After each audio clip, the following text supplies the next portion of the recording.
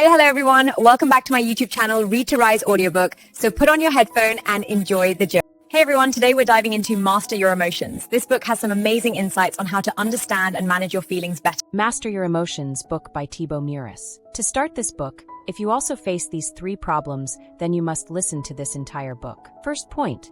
Do you ever ask yourself, have you ever felt stressed even when nothing serious is happening? We'll learn how your brain creates stress on its own, and how you can break that cycle. Have you ever felt sad and automatically believed that sadness is your identity? We'll learn how to detach from emotions so they don't control who you are. And have you noticed how much you worry about the future because of something that happened in the past? We'll discover how to break this link and finally breathe freely. When you pause for a moment and look closely at your own life, you'll notice something subtle, something we often ignore because we are too busy, too distracted, or too overwhelmed. It's the quiet truth that our emotions shape every moment of our day. They define how we speak, how we react, how we connect with people, and even how we see ourselves. And yet, many of us move through life without ever understanding what is really happening inside us. Sometimes you wake up in the morning with no particular reason to feel upset, and still there is a heaviness, a strange frustration that follows you around. You cannot explain it. Maybe you blame circumstances or people around you, or the never-ending to-do list that refuses to shrink. But deep down, the real cause lies somewhere within you,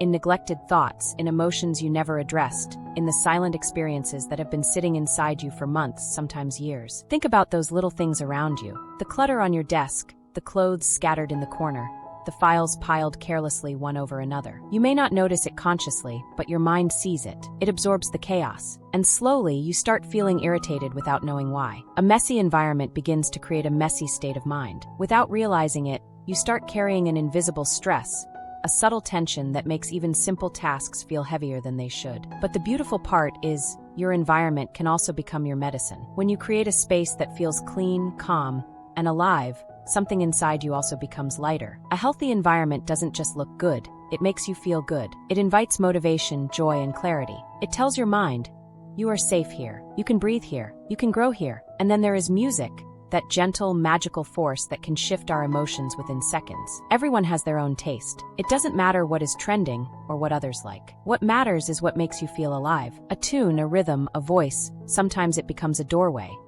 out of anxiety, out of confusion, out of fear. Even world-class performers, athletes, and public speakers use music to settle their nerves before important moments. They know that when the heart is trembling, music can hold it steady. Because emotions, they are powerful. They can lift you, or they can drown you. And most of the time, we don't even realize how deeply we are controlled by them. We live inside our thoughts so much that we forget to listen to our own body. We forget to notice how our breath changes when we're stressed, how our shoulders tighten when we're anxious, how our heartbeat shifts when we're scared. Without noticing these signals, we get carried away by negative emotions. We start believing that an emotion is who we are, but you are not your emotion. You are simply the observer of it. When sadness comes, remind yourself, this is not my identity. This is just an experience passing through me. When irritation rises, whisper to yourself, this is a reaction, not my truth. The moment you detach even a little bit, the emotion starts losing its grip. Instead of drowning in it, you float above it. You begin to see it more clearly, more calmly. There is a difference between saying,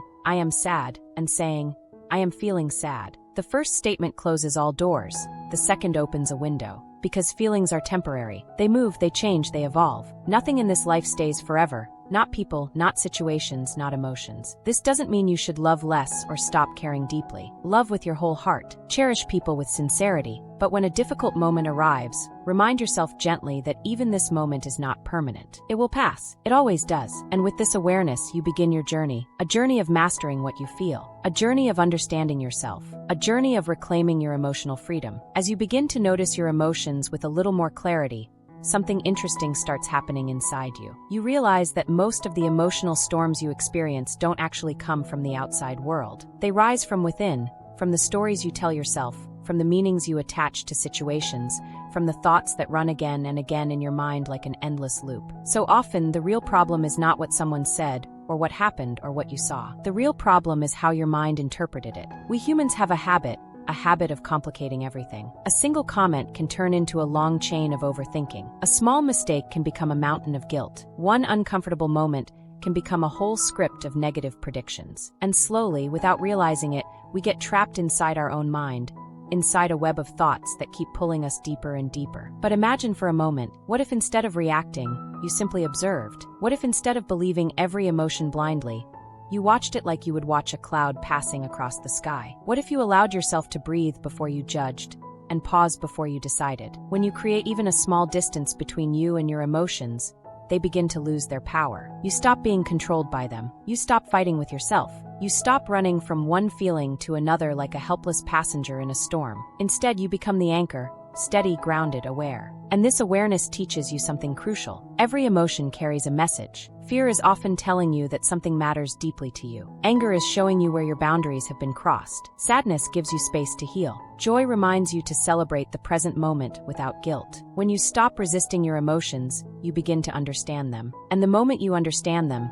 they stop hurting you the way they used to. They soften, they settle, they become lighter. But to reach this level of understanding, you must learn to slow down. You must learn to pause. Because in that pause, something powerful happens. You reconnect with yourself.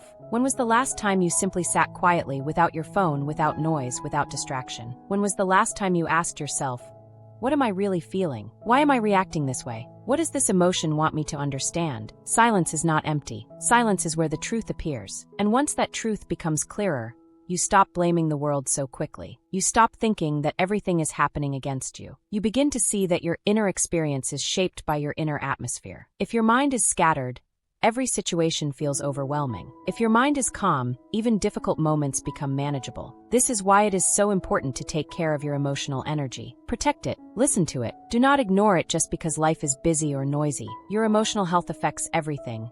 Your relationships, your work, your confidence, even your sleep. And sometimes the smallest shift inside you creates the biggest change outside. When you choose kindness instead of anger, when you choose patience instead of panic, when you choose to breathe instead of burst, you reclaim control, you reclaim clarity, you reclaim peace. So the next time a heavy emotion rises, don't push it away. Don't fear it. Don't assume it defines you. Simply acknowledge it. Watch it. Let it speak. And then let it go. You are not here to be trapped by your emotions. You are here to understand them, to rise above them, to grow through them. And with every moment of awareness, you take one more step toward mastering the most personal, the most intimate part of your existence, your inner world. Sometimes life becomes so overwhelming that you almost forget what it feels like to breathe freely. You find yourself reacting to everything around you, as if every small situation has the power to shake you, to drain you, to pull you down into a space where everything looks darker than it really is. But the truth is, life is not always as heavy as it appears. Often, it is our environment that keeps adding layers to the emotional weight we carry. And without realizing it, we allow that environment to shape our thoughts, our moods, and even the way we look at ourselves. There comes a moment when you must gently pull yourself out of the place that keeps feeding your negativity. Sometimes it means changing the room you sit in, sometimes it means stepping outside for a walk, and sometimes it means reducing the time you spend with people who constantly drain your energy. You do not have to cut them off completely, but you can create distance, a little space that protects your peace. And as soon as you do that, you will notice something shifting inside you. The heaviness begins to loosen its grip, the mind starts breathing again, and slowly you begin to see the world in softer colors. When you start focusing on yourself, truly focusing, without guilt, without excuses, something beautiful unfolds. Waking up a little earlier, stretching your body, exercising, letting your breath settle through meditation, eating food that nourishes you rather than hurts you, allowing yourself to rest without apology. These simple habits begin to rebuild you from the inside. You start seeing a version of yourself that feels stronger, calmer, more grounded. And when you witness even a small glimpse of your better self, the world also begins to appear more gentle. The anger in your heart loosens, the bitterness fades, and negativity loses the power to grip you the way it once did. And if there ever comes a moment when the weight becomes too much, when the emotions inside you become louder than your own voice, you must never hesitate to ask for help. Speaking to a professional is not madness. It is courage. It is wisdom. It is choosing yourself over your suffering. Sometimes a single conversation with someone trained to guide you can open a door you never knew existed. It is not about weakness. It is about reclaiming your life. Your emotional health influences every part of you. The way you think, the way you act, the way you grow. And that is why giving time to your inner world is not optional. It is essential. As each week comes to an end, take a moment to look back at your emotional journey. Ask yourself what triggered your sudden wave of negativity. What exactly happened? What story did you tell yourself? Was that story even true? What if you had interpreted the situation differently? Could it have saved you hours of unnecessary pain? How much time did you waste thinking about something that never deserved that much space in your mind? These questions are not for judgment, not for guilt, but for clarity, because clarity is the first step toward freedom. When you understand the roots of your emotions, they lose their ability to control you. The emotional journaling you do, the record you keep of your inner world, may not bring you applause from others, may not earn you a trophy or appreciation from the outside, but it will do something far more valuable. It will reconnect you with yourself. It will remind you that highs and lows are simply part of being human. It will show you that you are not alone in your struggles, that thousands of others feel what you feel, fear what you fear, and fight the same invisible battles. And when this truth sinks into your heart, even the toughest situations begin to feel manageable, and you stand stronger, like a mountain rooted deep in the earth. We often say things like, this situation is stressful, this day is stressful, this job is stressful, as if stress exists outside of us in the air, in the walls, in the objects around us. But stress is not in the situation. Stress is in the mind. Two people can face the same moment, the same event, the same difficulty, and one may remain calm while the other breaks down. The difference is not the situation. The difference is the interpretation of the situation. And every interpretation is created inside your mind. But the most powerful truth is that stress is entirely within your control. It may not feel like it at first, because you have lived for so long believing that stress happens to you. But the moment you take responsibility for it, the moment you choose to understand it rather than fear it, stress becomes something you can work with instead of something you must run from. With patience, with awareness, and with consistent practice, you can even grow because of it. And it all begins with a simple step, recognizing the situations that trigger you, the moments that make your chest tight, your thoughts fast, your breath shallow. When you identify these situations and look at how your mind interprets them, you begin breaking the pattern. You begin weakening the automatic reactions that once controlled you. Every stressful moment you face is shaped by your beliefs about it. And the moment you change those beliefs, the stress begins to dissolve. It becomes lighter, manageable, almost harmless. And slowly, with each step, you learn that life is not about escaping challenges, but about understanding your own reactions to them. Because once you understand yourself, the world becomes far less frightening. There comes a time in everyone's life when the smallest things begin to bother them, when irritation becomes a silent companion, and even the everyday moments that once felt normal suddenly feel heavy, uncomfortable, almost unbearable. It is in these moments that you must remind yourself that the emotions you feel are not commands. They are signals. They are not chains. They are messages trying to show you something about yourself that you have been avoiding or ignoring for too long. So instead of pushing them away or fighting them, listen to them. Observe them. Let them speak to you. Most of our emotional wounds do not appear overnight. They grow slowly, shaped by the expectations people place on us, by the responsibilities we carry, by the disappointments we never talk about, and by the quiet pressure to remain strong even when everything inside us feels fragile. You may look at someone else's life and imagine it to be perfect, their holidays, their stable routines, their peaceful smiles, and in that moment, jealousy rises inside you, quietly but sharply. And you wonder why your own life doesn't look like that, why you haven't achieved what they have, and why peace feels like something reserved for others. But what you often forget is that their success has a story you never saw. The sacrifices they made, the long nights they struggled through, the failures they picked themselves up from, the moments they cried in silence, the times they felt lost yet kept walking. All these invisible parts of their journey are hidden behind the one picture you saw. Every stable life has an unstable foundation beneath it. Every successful person has walked through storms long before they ever reached the sunlight. And if you desire the life they have, you must prepare to embrace the sacrifices they embraced. If you wish to stand where they stand, you must be willing to walk the path they walked. Jealousy is not evil, and it is not a weakness. In fact, jealousy is often a mirror, showing you the version of yourself you were meant to become, but never gave enough attention to.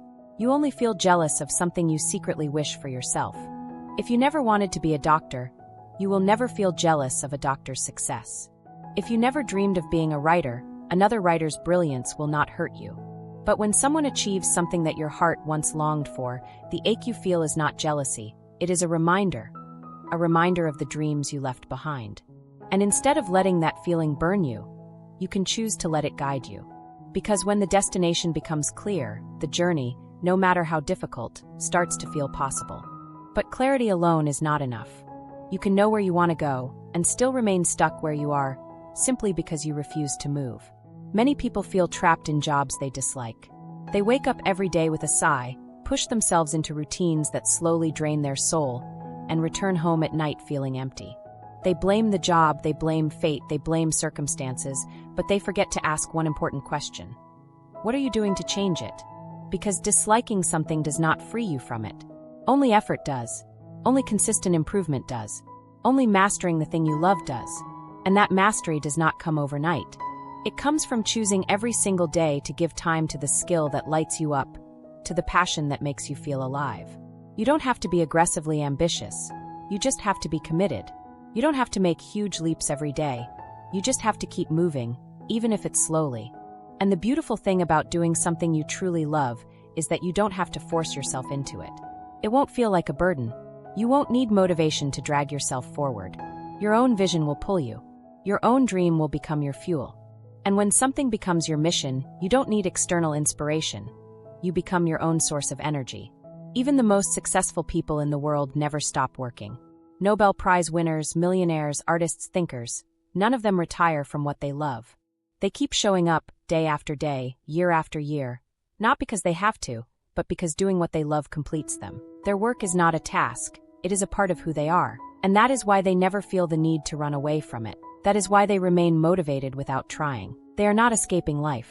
They are living it fully. And this is why knowing yourself is so important. If you are an introvert, choose a career path that supports your natural energy instead of draining it. If you are someone who thrives in calm environments, don't force yourself into chaotic fields. Understanding your personality is not a luxury. It is a survival skill. When your nature aligns with your choices, life becomes lighter. And the chances of your success increase naturally, almost effortlessly. But sometimes, even when you know your goal, even when you know what you want, it still doesn't motivate you. And when that happens, the problem is not your dream. It is the way you started. If you want a fit body but you begin with strict diets, intense workouts, and unrealistic expectations, your mind will resist. It will feel like torture. You will give up. But if you take small steps, steps your mind can accept, the journey becomes easier. Eat what you normally eat, just reduce the quantity. Move your body for a few minutes. Build the habit slowly. Let the progress be steady. The results, even if small, will inspire you to continue, and before you know it, the lifestyle you once feared will become a part of you. Whenever you feel stuck, truly stuck, do not panic. Just breathe. Then take a sheet of paper and write down everything that needs your attention. Start with the thing you've been avoiding the longest. Completing that one task will give you a sense of achievement strong enough to pull you out of the mental quicksand you were drowning in. One small victory can lift you toward a larger one. And that is how you begin again. Life's problems are rarely unsolvable. Most solutions lie within you. But instead of facing them, you try to escape, hoping time will handle everything. But time alone does nothing. Problems shrink only when you stop running. Answers appear only when you stop avoiding. And it is only when you take responsibility for your emotions, for your reactions, for your inner world, that your life begins to change. You don't need a miracle or perfect timing, or a therapist every time. You simply need to stop letting your mind dominate you. You must become the master, not the servant. There is a quiet power within you, a strength that often remains hidden beneath layers of doubt, fear, confusion, and the constant noise of daily life. And you don't always see it, because most of your time is spent inside your mind, tangled in thoughts that keep circling like storm clouds, filling your inner world with worry and heaviness. When you live inside those thoughts for too long, you forget how to listen to your own body, how to notice the subtle reactions of your subconscious, how to sense the truth that your emotions are trying to whisper. Instead, you get pulled deeper into negativity without realizing how quietly and slowly it takes over your life. So the first step, the step that changes everything, is learning to observe yourself with a gentle sense of distance. When a negative emotion rises, don't fight it, don't fear it, don't let it define you. Just watch it, almost like watching a small wave forming in the ocean. Remind yourself softly that this is not your identity. This is simply an interpretation, a moment, a temporary feeling passing through you. And when you remind yourself of this again and again, the emotion loosens its grip. It stops controlling you. It becomes something you can see instead of something you become. Because the moment you start identifying yourself with an emotion, telling yourself, I am sad, I am broken, I am angry, you extend its life. You unknowingly give it permission to stay longer than it needs to. But when you say, I am feeling sad right now, you separate yourself from the emotion. You allow it to be just a passing visitor instead of a permanent resident. This simple shift creates space inside you, a lightness, a sense of freedom that lets you breathe again. Nothing in life stays forever. People change, situations change, feelings change. And you must remember that none of it is permanent. This doesn't mean you should love less or attach less or feel less. Love with your whole heart, deeply and freely. Care without holding back. But also understand that every emotion, even the beautiful ones, passes through you like seasons. Every situation, even the painful ones, shifts and reshapes itself with time. So when something hurts you deeply, don't let your emotions build a cage around your heart. Let yourself feel, but don't let the feeling rule you. And sometimes jealousy appears, quietly, sharply, when you look at someone else's life and wonder why yours doesn't look the same. You see the beautiful moments, the achievements, the effortless joy, the stability they've created for themselves, and you forget the long struggle that came before it. It's so easy to admire the final picture without ever seeing the messy drafts that came before. But the truth is this: no one receives success without sacrifice. No one wakes up one day with a perfect life. Every peaceful life has been shaped through storms. Every strong person has broken 1,000 times and rebuilt themselves quietly. Instead of letting jealousy burn inside you, let it guide you. If you feel that sharp ache when you see someone achieving something, it means you once desired the same thing. It means your heart is reminding you of a dream you set aside. If you never wanted to be a singer, you wouldn't feel jealous of a singer's success. If you never wanted to be an athlete's victory wouldn't bother you. You only envy the life you secretly imagine for yourself. So let jealousy become a signal, a small light pointing toward the direction your soul wants you to walk. And once you know where you want to go, even the hardest journey becomes possible. But life doesn't always unfold the way you want. Some people stay stuck in jobs that drain their energy every single day. They wake up with dread, go through the motions, return home exhausted, and call it a life. They stay because of responsibilities, because of family, because of fear, because of the comfort of familiarity. But staying unhappy is not the mistake. Doing nothing about it is. If you cannot yet leave the job you dislike, at least nurture the skill you love, give time to the talent inside you, and slowly build a path toward the life you want. It doesn't require aggression. It requires consistency, growth, and a gentle refusal to give up. And when you truly love something, you won't need motivation to chase it. The desire itself becomes your engine. The passion becomes your guide. Your dreams stop feeling like dreams and start feeling like your purpose, the very reason you wake up each morning. Even the world's greatest achievers never retire from what they love.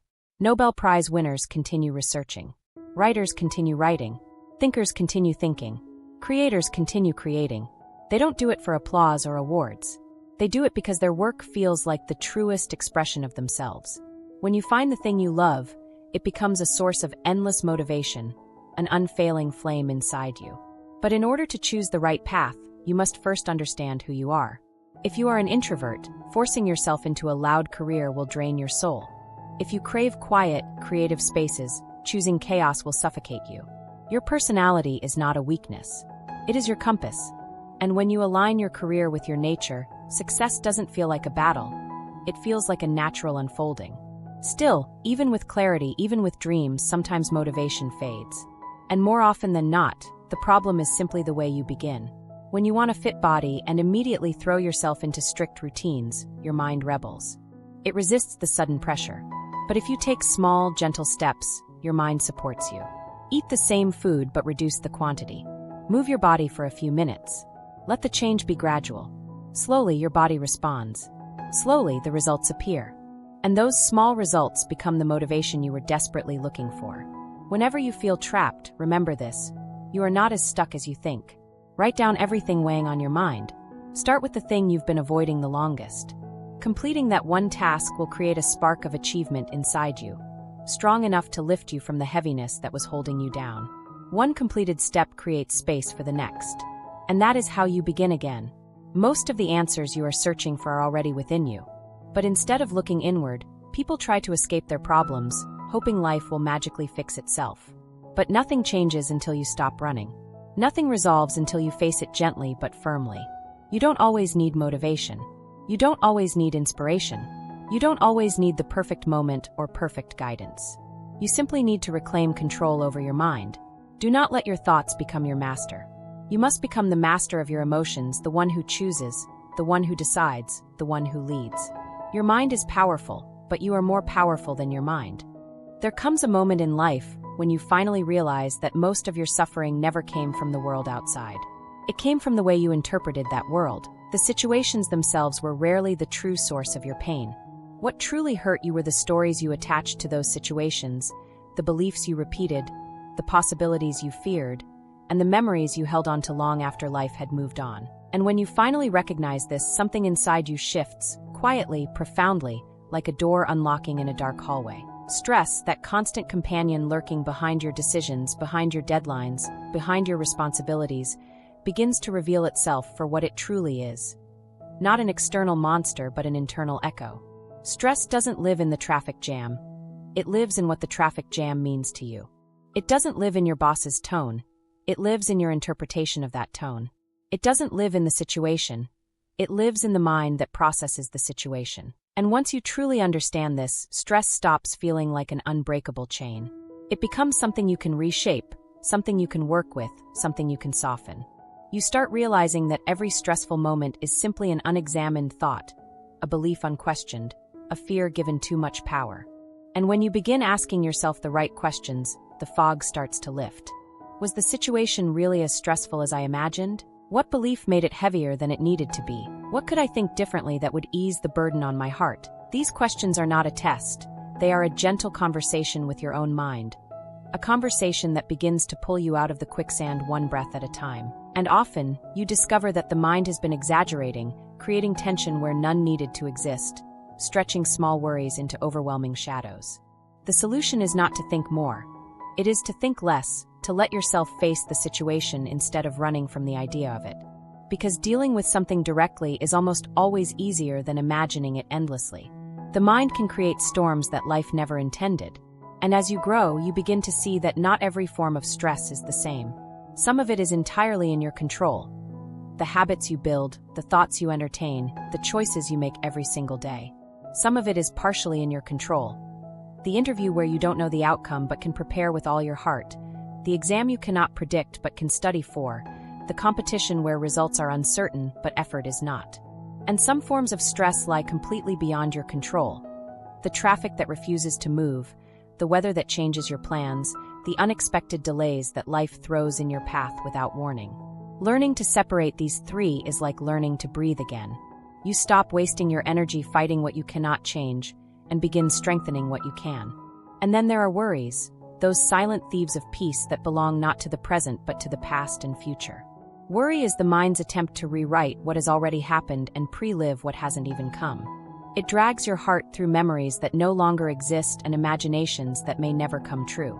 The mind believes it is protecting you, but often it is only exhausting you. When you worry about money, about health, about relationships, about the uncertainty of tomorrow, you are carrying a weight designed to be carried one day at a time, not all at once. Every worry has its root in either a fear of repeating the past or a fear of failing the future. But just like stress, worry also softens when you begin to ask yourself gentle questions.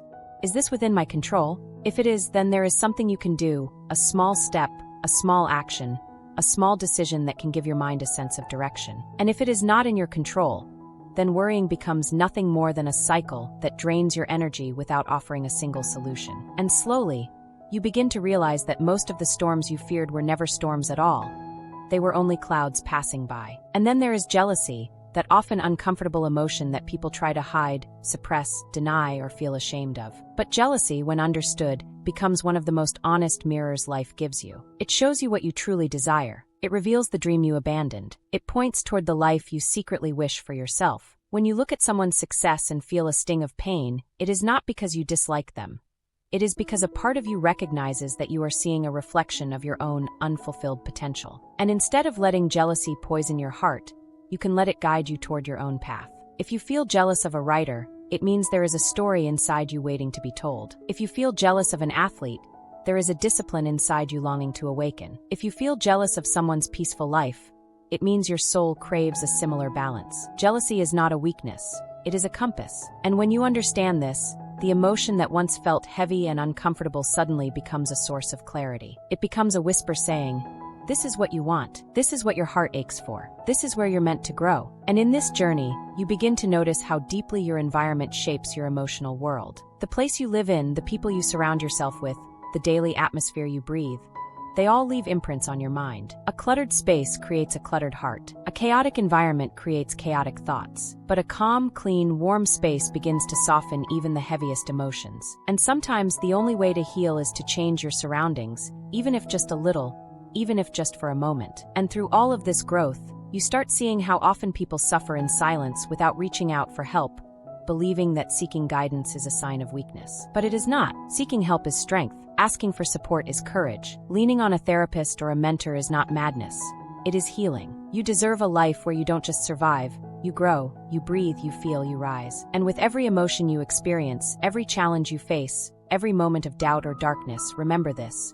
You are not alone in your pain. Countless others have walked through storms that looked like yours. Countless hearts have broken and healed again. When you realize that suffering is not unique to you, you begin to feel lighter, stronger, more connected to the world. You begin to stand not as someone crushed by life, but as someone shaped by it. And slowly, you learn to master your emotions, not by suppressing them, not by denying them, not by pretending to be stronger than you feel, but by understanding them, by listening, by observing, by allowing them to pass through you like passing seasons, by refusing to let them control the direction of your life. Because the truth is simple and powerful. You are the one who leads your mind. You are the one who shapes your emotional world. You are the one who chooses how deeply you breathe, how gently you respond, how brightly you rise. You are the master. There comes a stage in your emotional journey when you finally stop being afraid of your own inner world. Instead of running away from your thoughts, you begin walking toward them with quiet curiosity. Instead of resisting your emotions, you begin welcoming them like visitors carrying messages you never took the time to read. And in this gentle shift, something extraordinary happens. You start feeling lighter, not because life suddenly becomes easier, but because you are no longer fighting with yourself. You begin to notice how certain emotions rise again and again, not to torment you, but to teach you. Anger returns to show you where your boundaries need strengthening. Sadness returns to remind you of what still needs healing. Fear returns to pull your attention towards something unresolved. And even the smallest irritation becomes a clue, a signpost pointing toward a deeper truth you once overlooked. Each emotion, no matter how uncomfortable, carries wisdom within it, waiting for you to slow down and listen. And during this process of listening, you start to discover how deeply your reactions are shaped by the stories you've been telling yourself. A minor setback can feel like the end of the world if you believe you are incapable. A single criticism can feel like a wound if you believe you are unworthy. But the moment you begin questioning these long-held beliefs, they start loosening their grip. You begin asking yourself quietly, gently, honestly, is this thought helping me? Is this belief lifting me or breaking me? Is this emotion truly coming from the present moment? Or is it coming from a memory I haven't healed yet? As you begin answering these questions, layer by layer, your emotional world begins to transform. You start recognizing that the mind does not always speak the truth. It only speaks from habit. And when those habits are rooted in old pain, every emotion becomes heavier than it needs to be. But when you replace those habits with awareness, with patience, with compassion for yourself, the weight starts to dissolve. You stop reacting automatically and start responding consciously. You stop drowning in emotions and begin navigating through them like someone who finally remembers they know how to swim. And gradually, you start observing your patterns, the triggers that unsettle you, the situations that overwhelm you, the people who drain your energy, the decisions that fill you with regret. These patterns are not random. They are your emotional fingerprints, revealing exactly where growth is needed. And the more you see these patterns clearly, the more you learn that emotional mastery isn't about avoiding pain. It's about understanding it so deeply that it no longer controls you. You realize that sometimes your emotions rise because your needs are unfulfilled. Maybe you need rest, but you push yourself. Maybe you need connection, but you isolate yourself. Maybe you need clarity, but you bury yourself in distractions. And your emotions try to speak louder and louder, hoping you will listen. When you finally pause to hear what they are saying, you begin treating yourself with the tenderness you always deserved. And that tenderness becomes your strength. And then there's the mind, restless, imaginative, unpredictable. A mind that can create entire worlds of fear, entire stories of doubt, entire imaginations of failure, without a single event occurring in reality. But once you understand this nature of the mind, you stop believing everything it tells you. You watch your thoughts the way you watch clouds drifting in a silent sky. They come and go, but you remain steady. You learn that not every thought deserves your attention, not every fear deserves your belief, not every memory deserves your repeated suffering. And slowly, you begin separating your identity from your emotions. You are not anger. You are the one experiencing it. You are not sadness. You are the one witnessing it. You are not fear. you are the one learning from it. This separation creates space, space to breathe, space to choose, space to rise above the noise inside you. And in that growing space, something beautiful begins to unfold. You start feeling more connected to life, more grounded in your body, more present in your moments. You begin to appreciate small joys, the quiet sunlight in the morning, the warmth of a familiar voice, the comfort of your own breath. These simple things, once overlooked, start becoming reminders that peace is always available, even in the middle of chaos. And when you reach this stage, you no longer chase a life without emotions. You chase a life where emotions flow freely without imprisoning you. You chase a life where you can feel deeply without breaking, where you can love fully without losing yourself, where you can experience pain without falling apart. You chase a life where your emotions become your allies, not your enemies. Because emotional mastery is not about becoming untouchable. It is about becoming unshakable. It is about knowing that no matter what rises within you, fear, anger, sadness, doubt, you have the strength to hold it, the patience to understand it, and the wisdom to release it when the time is right. And in this gentle knowing, you begin to stand taller, breathe deeper, and live more freely, as if a weight you carried for years has finally been lifted. You start feeling like someone who is not merely surviving their emotions, but someone who is guiding them, shaping them, transforming them. And this is the moment when you finally realize you are becoming the master of your inner world. And now, as you step into the final stretch of this journey, you begin to feel how every emotion you have ever carried, every moment you have ever struggled with, every experience that once felt unbearable has quietly shaped you into someone stronger, wiser, and more compassionate. You notice how the storms that once shook you now feel easier to navigate, not because the storms have changed, but because you have. There is a different steadiness in your breath now, a different kind of awareness in your thoughts, a softer way of holding yourself through the waves that once drowned you. You start to understand that emotional mastery is not a destination waiting for you at the end of some perfect path. It is a relationship you build with yourself, day after day, moment after moment, especially in those small, unseen moments that no one else notices. It is the way you pause before reacting, the way you breathe before speaking, the way you choose to let go of what you once held tightly. It is the way you forgive yourself for the times you fell back into old patterns, and the way you gently bring yourself back again and again. And through this process, you begin to feel the subtle difference between what is within your control and what is not. You stop wasting energy on things that were never yours to manage in the first place. You stop fighting traffic in your mind, stop wrestling with the unpredictable parts of life, stop trying to bend the world to match your expectations. Instead, you pour your attention into your actions, your choices, your responses, the things that truly shape the quality of your emotional life. You discover a freedom in this clarity, a freedom in knowing that you cannot control the world, but you can always control the meaning you give to it. You also begin to see how much of your suffering came from the stories your mind kept telling you,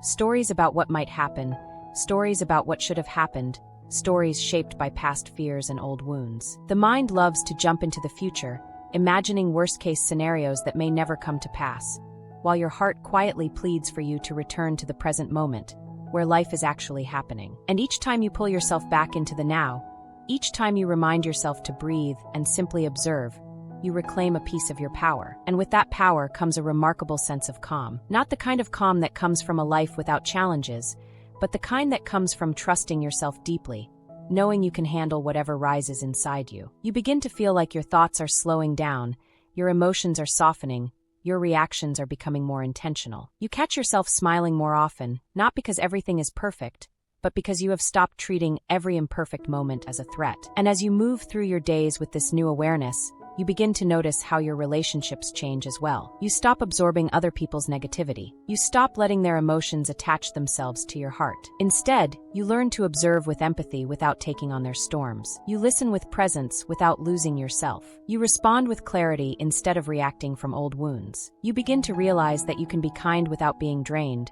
helpful without being overwhelmed, loving without being lost. And there is something incredibly empowering about this. You start feeling like you are not just participating in your emotional life, you are directing it. You are choosing what enters your inner world and what does not. You are choosing how much space certain thoughts deserve. You are choosing the pace of your reactions, the tone of your voice, the boundaries you set, the meaning you give to every moment that touches your heart. Slowly, your life begins to feel like it is opening. You feel more spacious inside. You feel more grounded. You feel more alive. And with this aliveness comes a new understanding. Emotions are not your enemies, nor are they obstacles you must push away. They are guides, messengers, signals calling your attention to something important. They are your inner language, the language of your intuition, the language of your body, the language of your deepest truths. And once you start treating emotions as allies, everything shifts. Fear becomes a whisper asking you to prepare. Anger becomes a reminder that your values were crossed. Sadness becomes an invitation to heal an old story. Frustration becomes a push guiding you toward change. Even the emotions you once avoided become a source of strength because you know how to hold them, understand them, and release them. And perhaps the most beautiful part of this journey is that you no longer feel alone within yourself. You no longer feel confused by the waves that once swept you away. You no longer see your emotions as burdens. Instead, you feel supported by them, strengthened by them, informed by them. You feel like you finally understand your own inner landscape, as if someone handed you a map to a place you've lived your whole life, but never truly explored. And now, standing here at the end of this long, gentle unfolding, you finally realize something profound. Emotional mastery was never about becoming perfect. It was about becoming real, becoming honest, becoming aware, becoming someone who feels deeply but remains steady, someone who experiences pain but grows through it, someone who makes mistakes but learns with an open heart, someone who is human, beautifully human, and still capable of incredible resilience. And as you carry this understanding forward, you step into your life with a softness that is stronger than any armor you ever wore. You begin to live with more grace, more patience, more courage. And your emotions, once scattered and overwhelming, start flowing together like a river that finally found its direction. You walk with clarity. You breathe with ease. You feel with intention. And in this beautifully quiet, deeply powerful way, you become the master of your emotions, not by force, not by suppression, but through awareness, compassion, and the gentle wisdom of your own heart. Thanks for watching. I want to make one thing clear to you, that before making a summary of this book, I read the book thoroughly, understand it, and only after that I make its summary, and your one subscribe can help me a lot, so please subscribe my channel. Thanks for watching. Like, share, subscribe, and keep smiling. Bye, everyone.